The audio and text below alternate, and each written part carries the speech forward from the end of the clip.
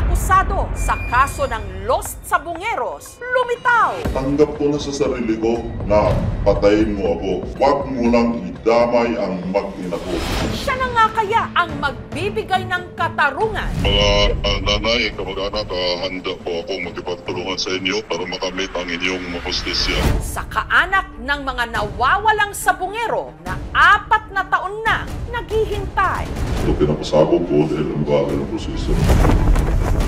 Ito bang mga nawawala yung buhay pa? Paano mabubuhay yan eh? Nakabao na yan doon sa tali. Paano sila pinatay? Hiling yung sukli. May naidulot ba itong detalyeng ito sa inyo? Bakit ngayon lang po siya lumitaw? Dahil po ba nanganganib na yung buhay niya? O talaga pong gusto na niya talaga kaming tulungan dahil nakokonsensya na siya? Ganun bigla ang naman. Yung pinakamabigat sa dibdib. Mag-ilang taon na si Basti. Hanggang wala pa rin idea kung nasaan. Nasaan ang konsensya niyo? Nasaan?